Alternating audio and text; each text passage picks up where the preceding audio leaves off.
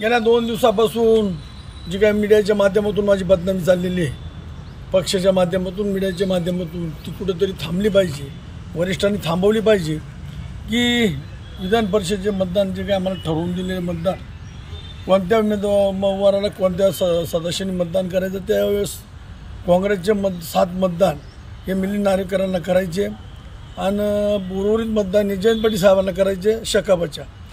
त्या पद्धतीनं आम्हाला नाना पटोले साहेब, मी असेल, अजून काही 5 जण कोरोटे असतील, आम्ही सगळे गेलो, एकखटी गेलो आणि मतदान केलं. उद्धव साहेबाचे 16 आणि काँग्रेसचे 7, 16 आणि 7 23 मतं होत्या. पहिल्या पसंतीचे 23 मतं पडले. एक मत कोणाचं फुटलं त्या ठिकाणी वरिष्ठांनी या ठिकाणी कोर्टाची ऑर्डर देऊन कोर्टाकडून आदेश घेऊन आणि त्या ठिकाणी मतदान चेक केलं पाहिजे. मला मराठीमधून मतदान काढायला लावलं, मी मराठीमधून मतदान काढलं, मराठीमधून मतदान काढलं. पहिल्या पसंतीचं मतदान कुठे टाकायचं, दुसऱ्या पसंतीचं कुठं टाकायचं, तिसऱ्या पसंतीचं कुठं टाकायचं. पहिल्या पसंतीचं मतदान मी मिलिंद नार्वेकर साहेबांना दिलं, कुठल्या कोपऱ्यात दिलं. दुसऱ्या पसंतीचं मतदान जयंत पाटील साहेबांना दिलं, कुठल्या कोपऱ्यात दिलं. तिसऱ्या पसंतीचं मतदान सत्तावताईला दिलं, तर कुठल्या कोपऱ्यात दिलं. हे सगळं व्यवस्थित मतदान केलेलं आहे. ह्याच्यामध्ये माझी बदनामी कालपासून ती चाललेली ही सब चुकीची आहे. जे काही आमदार फुटले त्या आमदारावर त्यांनी कारवाई करत, ते कोणी बोलू शकत नाही, त्यांची ताकद नाही त्या आमदारांना बोलायला. परंतु माझ्यासारखा एक गरीब कार्यकर्ता, नाना पटोले साहेब असतील, वरिष्ठ असतील, त्यांनी कुठेतरी हे थांबवलं पाहिजे. माझ्यावर कारवाई करा, जरूर करा, मला पक्षातून हक्कलपट्टी करा, परंतु पहिले मतदान चेक करा.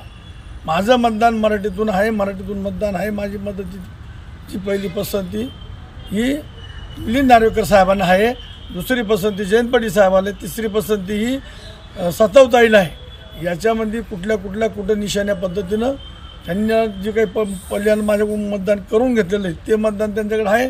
त्या पद्धतीनं मतदान नाही निघालं, माझ्यावर कारवाई करावं.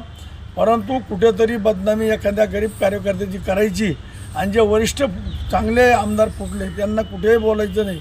माझी हात जोडून विनंती आहे मीडियाला सुद्धा आणि आमच्या पक्षाच्या वरिष्ठाला सुद्धा, कुठेतरी बदनामी करून बदनामी थांबवली पाहिजे.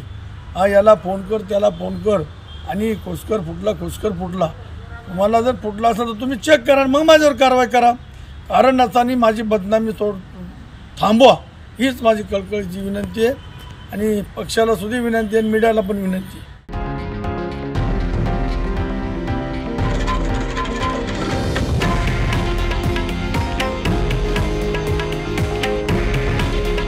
हे आहे देशातील नंबर 1 न्यूज नेटवर्क आणि आपण पाहत आहात TV9 मराठी. काळजी तुमची, हित महाराष्ट्राचं.